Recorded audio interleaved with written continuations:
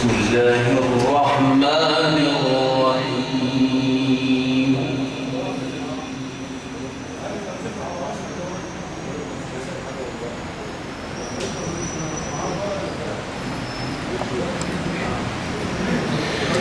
بسم الله الرحمن الرحيم والشمس وضحاها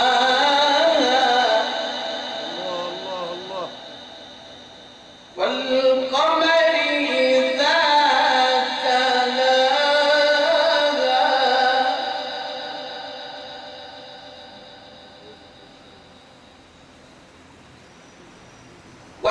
والنهار إذا جلاها والليل إذا يغشاها والسماء وما بناها الله تسلم بسم الله الرحمن الرحيم والشمس وضحاها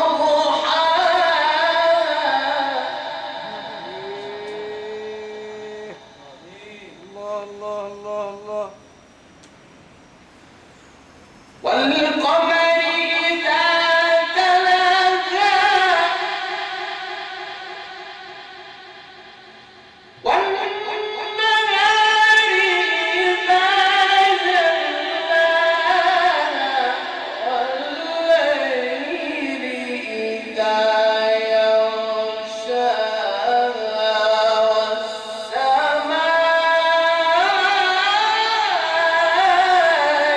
وما بناها الله أكبر. نعم.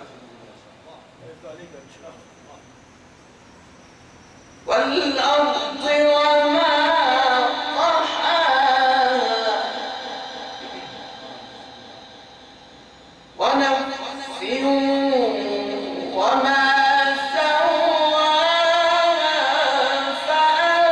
فألهمها فجورها وتقواها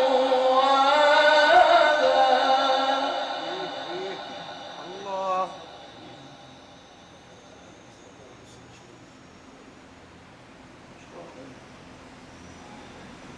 قد أفلح من زكاها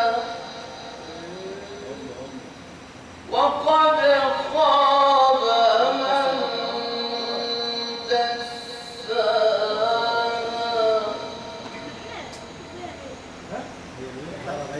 كذبت ثمود بطغواها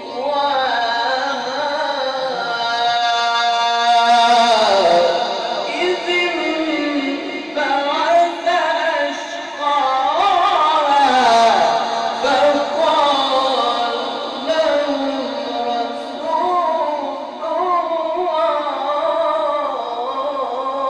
الله اللهم صل وسلم على سيدنا النبي. فقال لهم رسول الله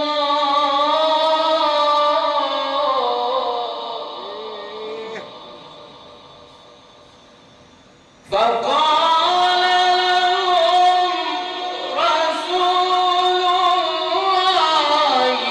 ما قدر الله وسقياها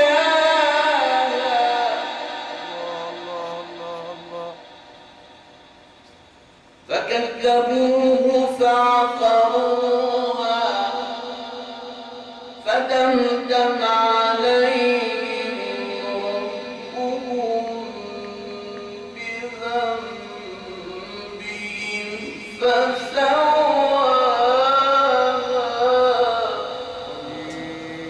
ولا يخاف عقباها. صدق الله العظيم.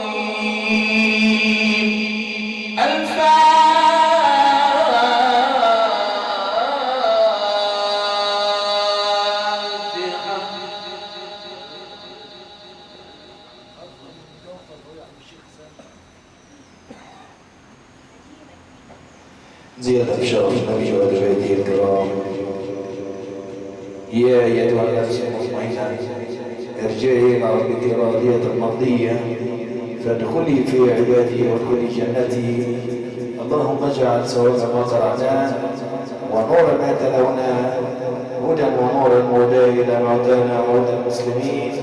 وهكذا اخوان الإيمان والإسلام كنا وكنتم مع نسبة هذه الليلة القرآنية المباركة في تكريم الفريضة الرحيلة آيات البينات نبدأ في قراءتها على من أعلام التلاوة قارئ اتحاد الإذاعة والتلفزيون المصري وسلسلة من سفراء القرآن فضيلة القارئ الشيخ أحمد محمد شمس الدين الزعيم المعروف والقارئ والمقيم بمدينة طنطا.